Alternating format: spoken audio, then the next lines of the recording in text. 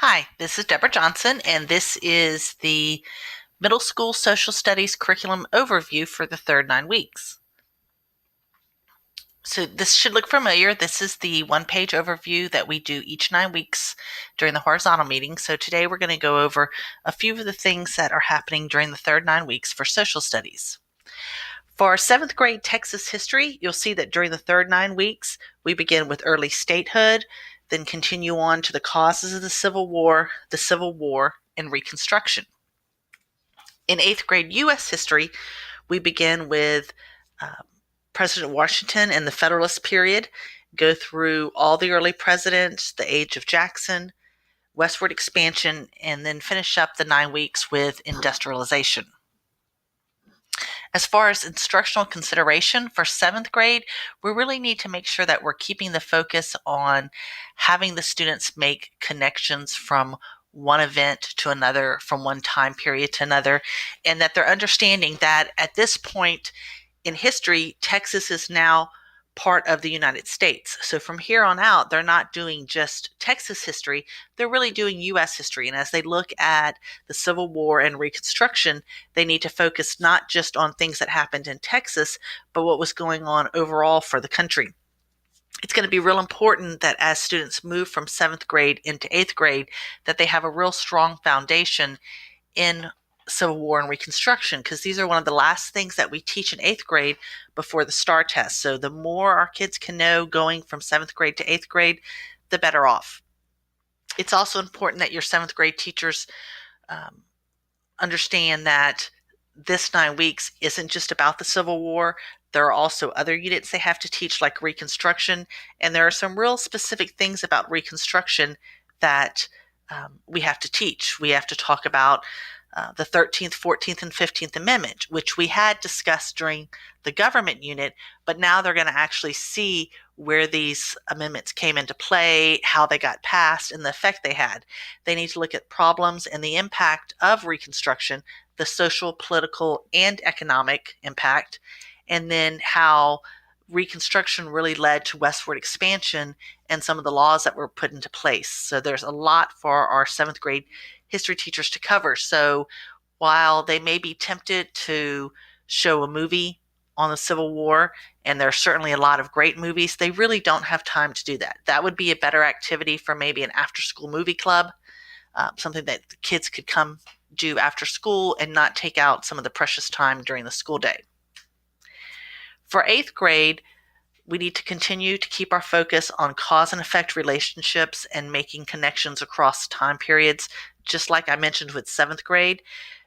We had the government unit earlier in the year, but now the students actually get to see some of these concepts they studied in the government unit being put into place in American history. So now we're not just talking about the principles of the Constitution and what should be part of that document, but we're actually seeing how the presidents are able to use those principles and the powers they give the government and the limits they put on the government as well. So it's a real critical 9 weeks for both 7th grade and 8th grade. In both grade levels, we will have a third 9 weeks district common assessment.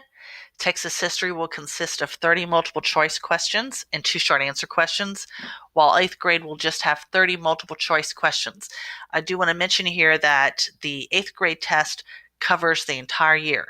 So it covers TEKS from the very beginning of school until industrialization. So anything that we've covered could be available. And we try to weigh this test similar to how the STAR test would be weighed, with the number of questions from each unit, from each objective, and from the different TEKS.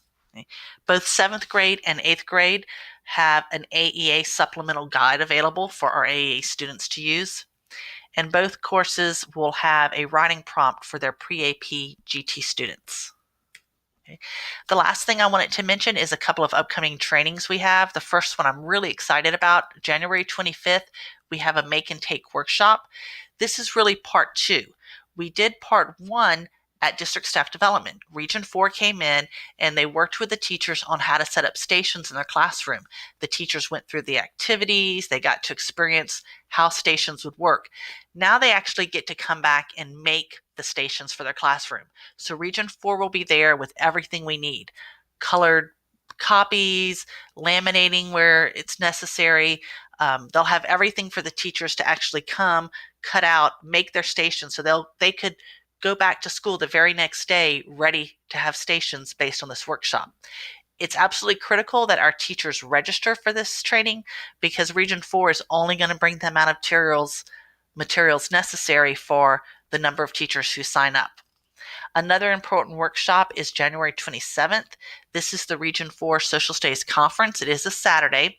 Your teachers signed up for this earlier in the year, and I will send out an email to you letting you know which teachers have registered for this session.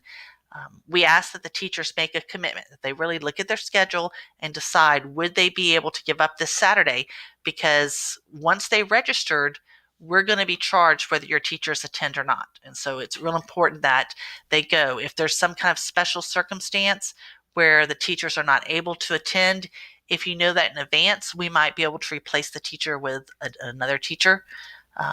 But we just need to try to touch base about that and make sure that as many teachers show up as possible. And then you see a couple of other things there. February 5th and 6th, we have the Encountering Texas History Conference that'll be held here in Aldine, and it's free to all of our 7th grade teachers. So we would like to get as many teachers going to that as possible. We have a couple of think tanks coming up. Regional History Day is February 9th, and then some workshops rounding out our spring semester.